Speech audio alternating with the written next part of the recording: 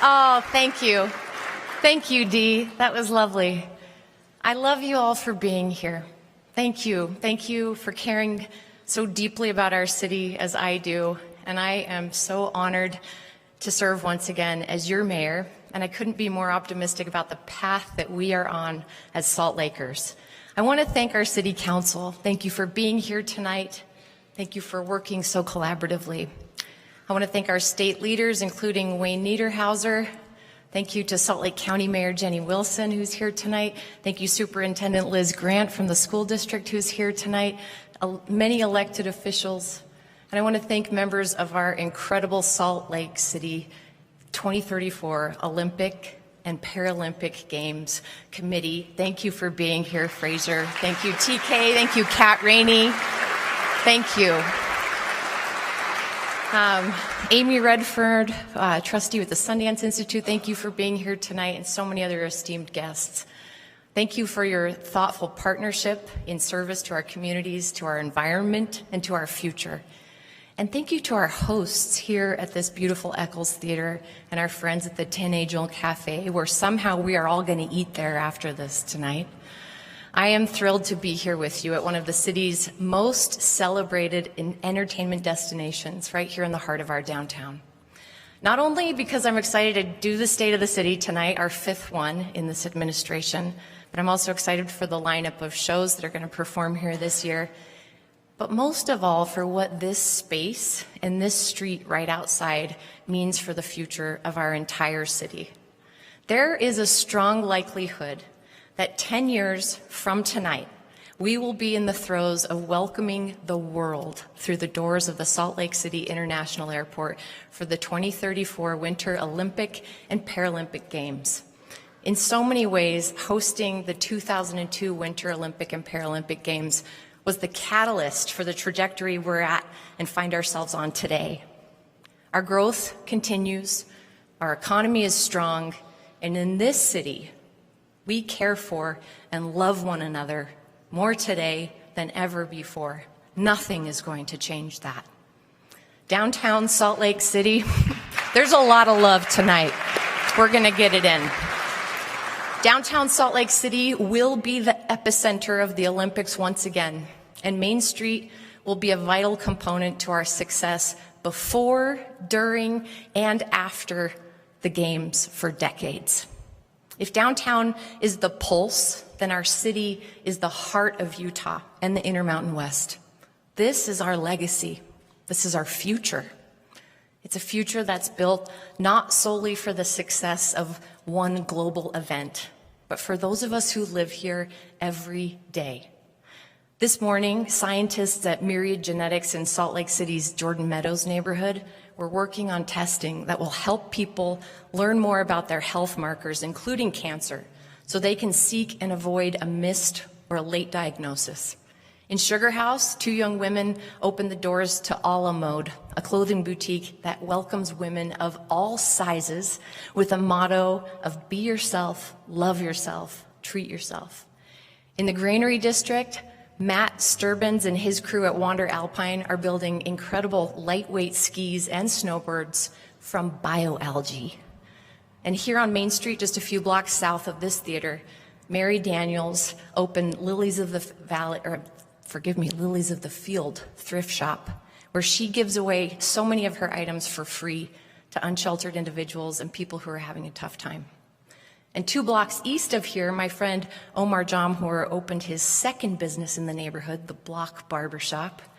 Think about the customer who got a fresh haircut today and a renewed sense of confidence for an upcoming job interview.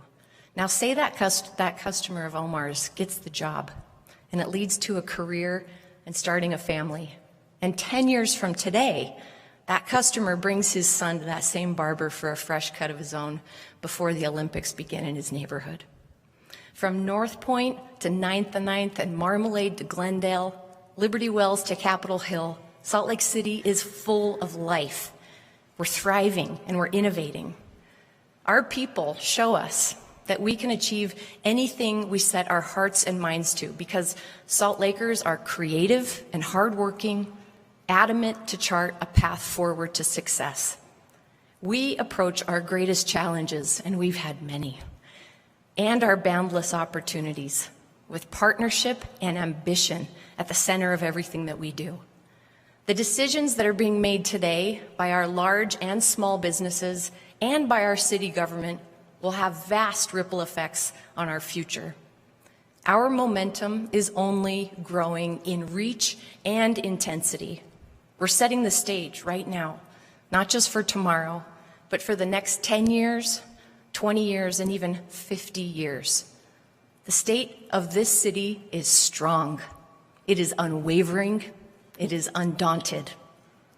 And when I think about what makes cities great, the best cities, the cities that I like to go discover and enjoy, I think of cities that are built for all generations. They're built for families to play and connect outside after dinner. They're built for our aging neighbors and for all abilities. They're built for young professionals, creators, and students, and they're timeless and innovative all at once. Salt Lake City is a world-class city, pursuing every opportunity that forges equity, sustainability, and avenues of success for families, individuals, and all of our neighbors. An earlier generation of Salt Lake City business owners, planners, and residents dreamed of ideas that would, and I quote, recapture for downtown its rightful position as heart of the metropolitan area, designed to meet the needs of people. They called this the Second Century Plan. That was 62 years ago. It's high time that we make major strides in achieving some of these goals. In the midst of the pandemic, we began breathing life into this people-focused, family-focused vision of canopied streets, activities, tree planting, and expanded infrastructure that will forever orient our downtown toward pedestrians, from growing families to empty nesters eager to be in the heart of it all. It's my administration's aim that in the next 4 years, we'll lay a foundation for the next 50, where the hopes poured into the Second Century Plan and tested right here over 38 weekends in the last 4 years and realized in great cities across the globe will come to fruition here on Main Street. Salt Lakers have come together. We've imagined and explored exciting possibilities for the future of downtown. A future that draws in people and elevates our businesses and generates more excitement and pride in Salt Lake City. The way we've connected here in the past 4 years through Open Streets revealed extraordinary social and economic benefits. Open Streets brought in more than 1.2 million visitors from 2020 to 2023, and they spent an estimated $53 million over 116 days of activation. Businesses that participated in Open Streets from 2020 to 2022 reported a 19% increase in revenue during the activation periods, and it was confirmed by our city tax data. And even this past fall, as sales tax revenues softened, Open Streets cushioned the income of participating businesses. The pop-ups, explorations, and trial runs have worked. And now we are ready to achieve even more together, championing the aims of the Second Century Plan that, quote, will be fully oriented to the pedestrian. It will be inviting, easy to reach, and easy to circulate within. Salt Lake City will have added lure for visitors, and the downtown of Utah's capital city will be the pride of every Utahn.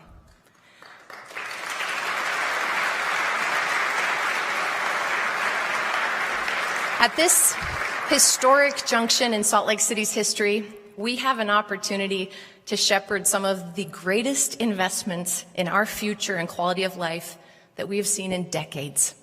That's why tonight I announced the next steps towards something long visioned in our city, a Main Street pedestrian promenade that will be the epicenter of activity downtown right outside of these doors. Of the more than 2,500 people who were surveyed this past fall about potential designs, 85% chose options that would reduce car traffic on Main Street from South Temple to 4th South, That's a clear mandate, and we are listening. Next month, my administration will submit comprehensive study results to our City Council, along with a conceptual design to show what's possible and how much it will cost. We're getting a sneak peek of it tonight. I look forward to a robust discussion with our council and a forthcoming budget proposal that can get this done. We're building a catalytic future for downtown that not only embraces our growth, but seizes the opportunity to cement our identity as the center for sports, entertainment, and culture in our state. The future we are building together is deliberate, it's intentional, and it positions our city for even greater success. While other urban centers are losing their population, Salt Lake City continues to defy trends, outpacing state growth. Our residential population downtown is expected to double from 2020 to this time next year. We continue to make gains in our housing supply and build opportunities to ensure families and individuals can live, work, and play in downtown. We're building more than multifamily projects and single units. We are building community. And as Salt Lakers, we take pride in our homegrown heritage, but let's acknowledge that one of the best flagships in our community moved here from out of state. The Utah Jazz is celebrating 50 years of NBA basketball this year, and 45 of those years have been in downtown Salt Lake City. Tonight, we reaffirm our commitment to keeping the Utah Jazz in downtown Salt Lake City. Let me be clear.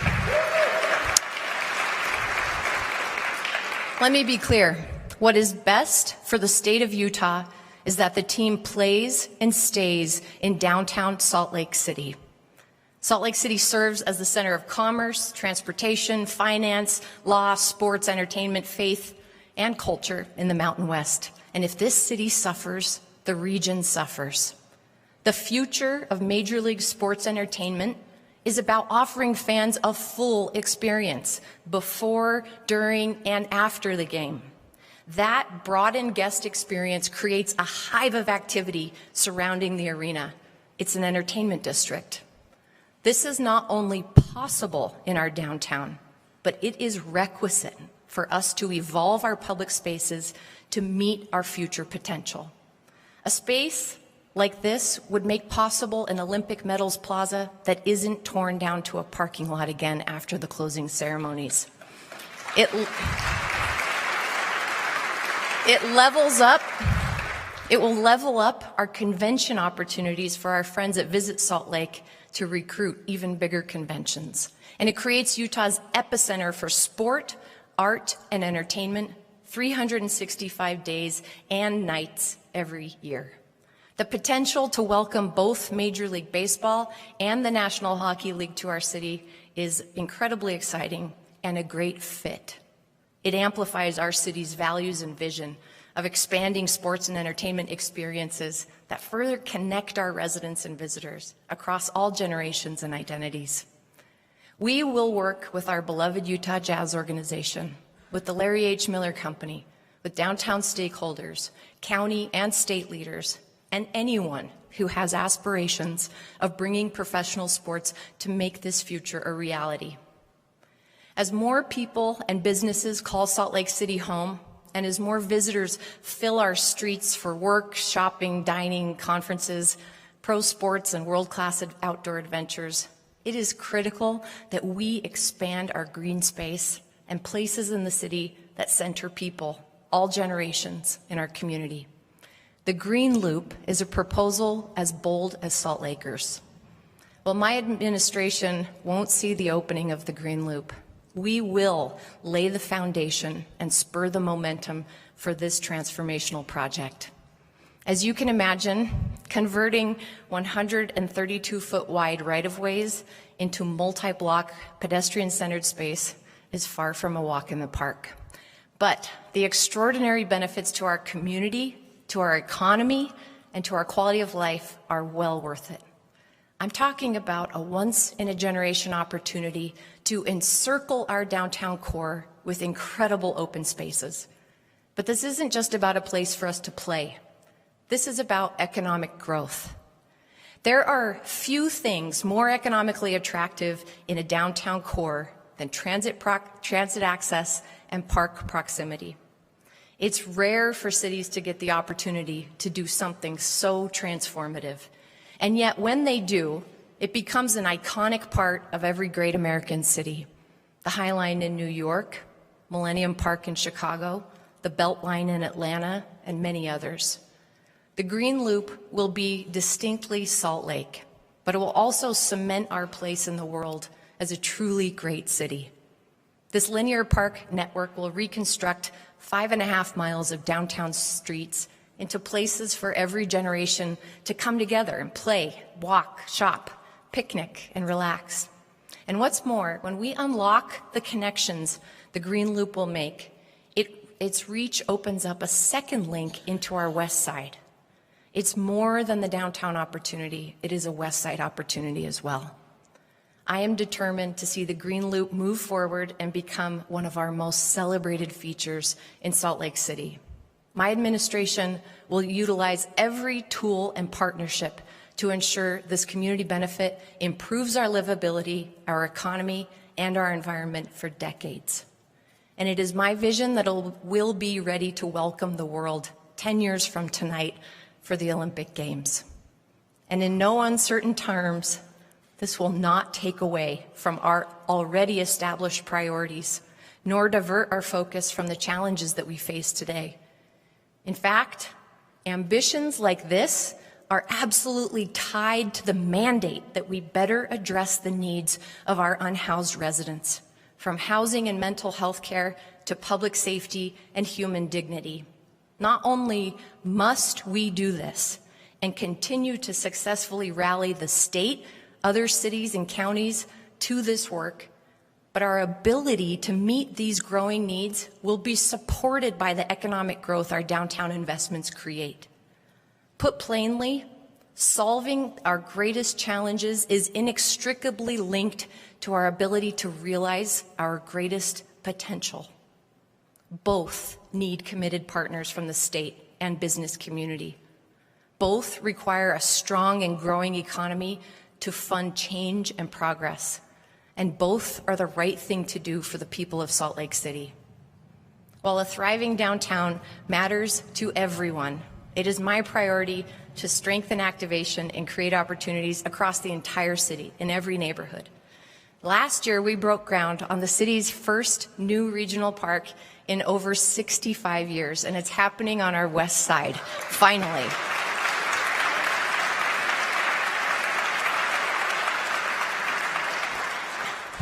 It's happening where so many young families are building their lives. They're raising their children, walking their dogs, and when Phase 1 of Glendale Park is completed in this coming year, it will bring us closer to a complete transformation from an old water park site to a beautiful, accessible community space that will better serve all of our families and neighbors.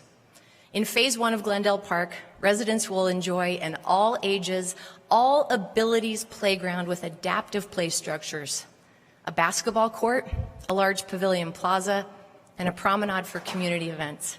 Phase 2 will build on the community's vision, and it will include a pool. That's a big deal, folks.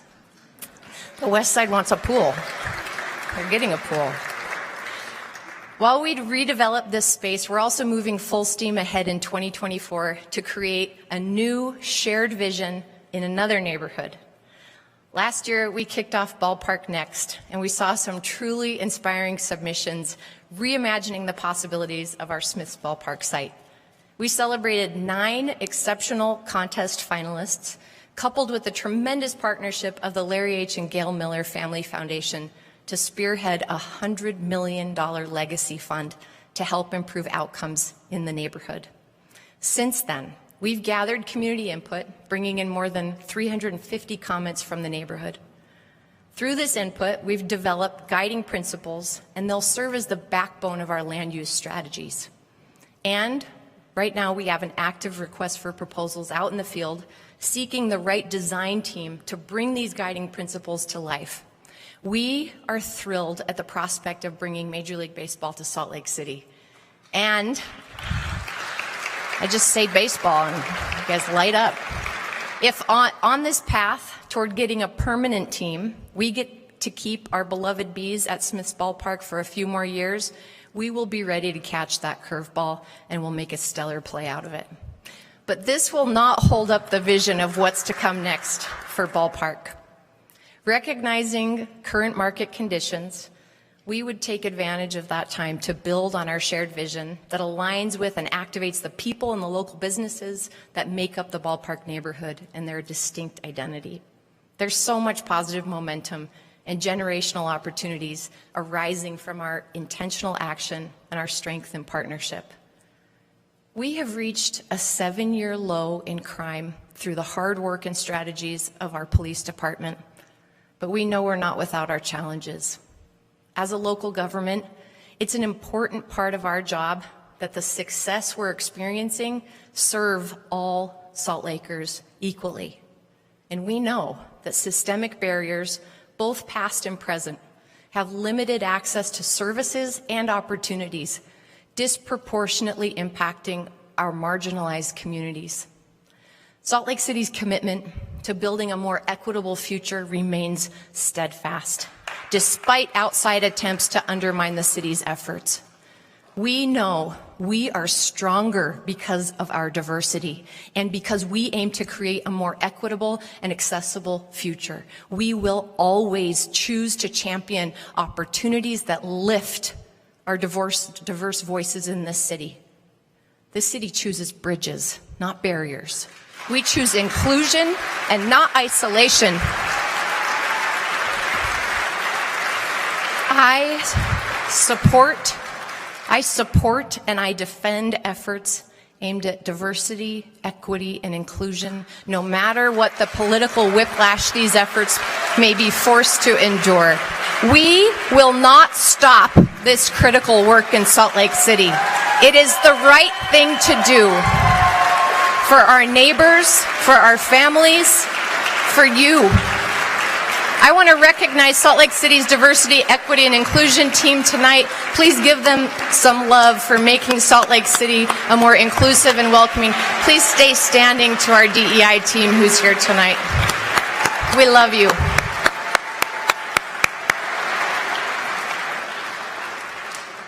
As we grow as a city, we know the number of people who are most vulnerable is also growing.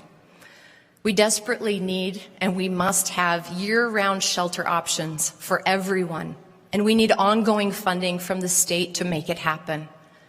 Salt Lake City is doing our part, and we will continue to, but we cannot do this work alone. The most recent statewide data tells this story. In the 2022 point-in-time count, Salt Lake County saw 80 new individuals experiencing homelessness for the first time. This is a fraction of what they saw in the Mountainland region and the statewide count. 90% of the increase in people experiencing homelessness for the first time in 2022 came from outside of Salt Lake County. 90%.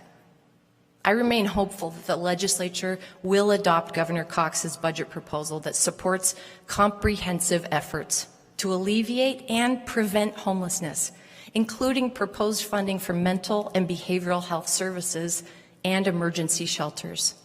If it's greenlit by the legislature, his proposal would provide support for 2 non-congregate shelters, 2 low-barrier shelters, funding for a statewide winter shelter response, $30 million for deeply affordable housing, and $8 million to address the state's shortage of behavioral health professionals and services.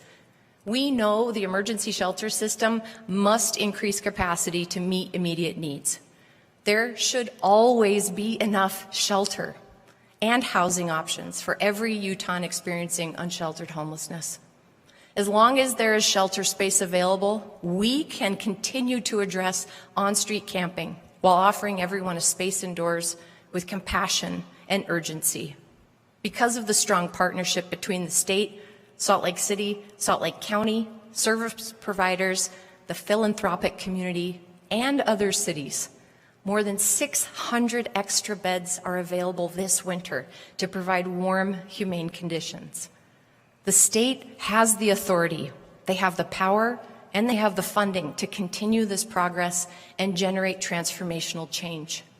If we are to maintain and build upon the progress we've seen this winter, the state must move beyond one-time funding that only gets us through the next 3 years. If we want to move the needle, we have to advance longer-term strategies and adequately fund them with ongoing dollars to succeed. Salt Lake City has and will continue to do our part in the state's homeless service system to support unsheltered individuals' access to services and housing. We've expanded community-based resources, including our Downtown Ambassadors program. We helped pilot a temporary micro-shelter community in Salt Lake City in partnership with the state, a first-of-its-kind model that will inform the state's long-term site. We're financially supporting a critical medically vulnerable persons program, which opened its doors in Sandy last week. This work is so urgent, and it's only possible by working with our partners. We need to divert people from our criminal justice system who are experiencing serious mental illness and substance use disorders and provide treatment and supportive housing. This is largely a county and state function, but its impact will be felt on our city's justice court, on our city's streets, and in our parks. The governor's proposed budget adds support to this effort, and we look to support Salt Lake County in determining new funding options that can expand permanent supportive housing and services so people can get the treatment they need.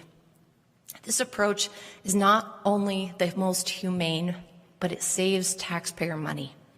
Addressing homelessness at its heart begins with affordable housing options and resource for our unsheltered residents. And as my friend Joseph Grenny says, homelessness is a catastrophic loss of community. Ongoing investment in affordable housing is the foundation of decreasing homelessness and increasing the quality of life for all people in Salt Lake City. It will take years to catch up with our current housing needs. So making a consistent investment is so critical to prevent future homelessness and allow the emergency shelter system to operate as it was designed. As with our challenges related to homelessness, the city is tackling affordability and continuing an outsized investment in all types of housing, including affordable and multifamily projects. Investing in our future, in our families, and in all generations of Salt Lakers so they can call this wonderful place home continues to be a top priority for me. Community and our families are central to the identity of Salt Lake City, and they're worth fighting for. In the last 4 years, we have made historic investments in affordable housing, with more than 4,000 new affordable units built or funded. And in 2023 alone, 605 affordable units were completed, in part thanks to nearly $22 million in redevelopment agency funding. 605 units in 1 year. This isn't just a number. To me and to hundreds of families and individuals, the Astor, the Paper Box Lofts, Colony B, City Lofts, Richmond Flats, these are tangible and attainable housing. These are hundreds of homes that didn't exist before. In the next year, more than $38 million in city funding will be brought into play to construct new or purchase existing affordable units and support future housing projects. We are leading the state in multifamily project development, and we're taking every opportunity to generate more affordable units across this city. These historic investments and our work to eliminate barriers through city policy will spur even greater affordable development in our neighborhoods. We're doing this by executing our Housing SLC plan. And over the next 5 years, we'll be implementing the strategies outlined in Thriving in Place. That's the city's plan to combat displacement and gentrification.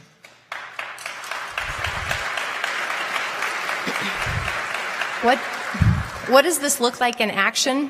Well, this year, a new program will launch to financially assist Salt Lakers who've been displaced due to demolition, redevelopment, or substantial renovations, and help them relocate within the city.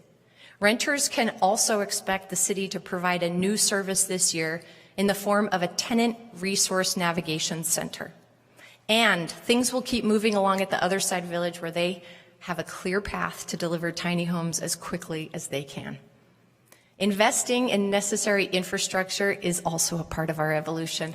It's an opportunity to improve our quality of life and safety, but the road to get there through construction's notorious and often annoying orange cones can be a test of one's patience, we'll just put it that way. Especially if your name is Bill Knowles. I want to thank Bill Knowles, my good friend here. He is our prime navigator through the trickiest construction projects and helps our business community.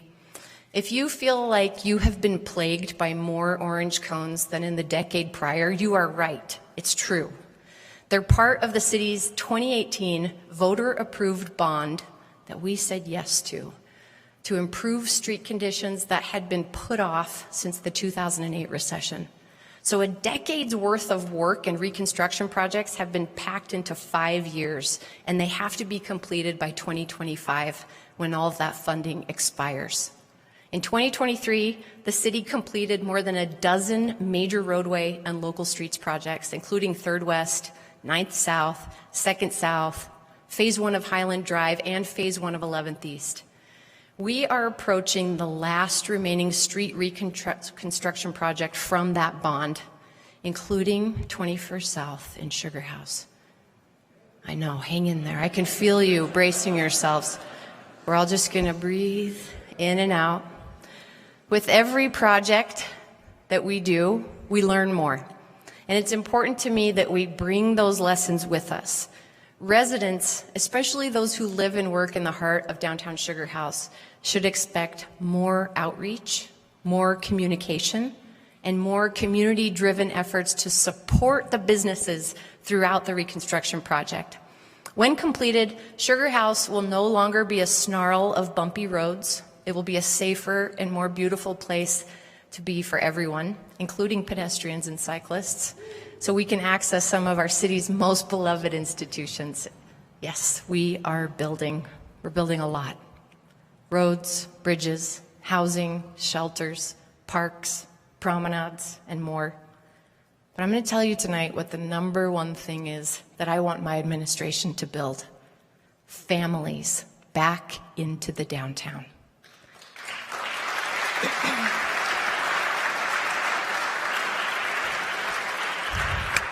I want kids, grandparents, parents, every day. A great downtown is home to all ages at all stages.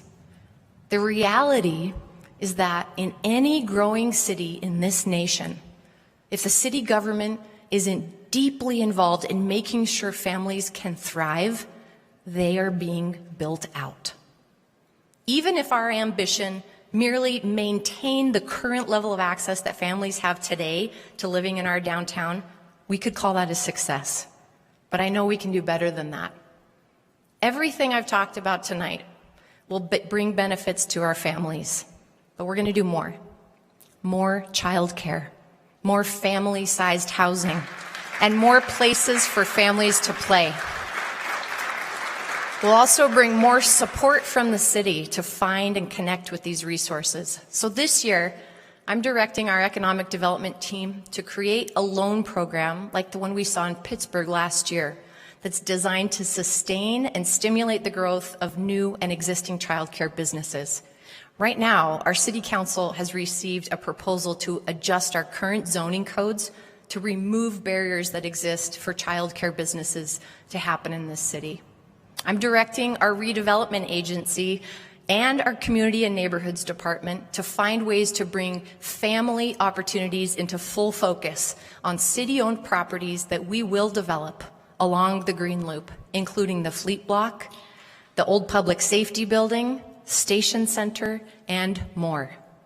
I'm directing our public lands team to find micro park opportunities right here downtown, where families living in this neighborhood can easily and safely play. And I will be asking our business community to imagine their own investment coupled with ours along the Green Loop to build the kind of amenities that kids and parents and grandparents and visitors alike will want to enjoy time and time again.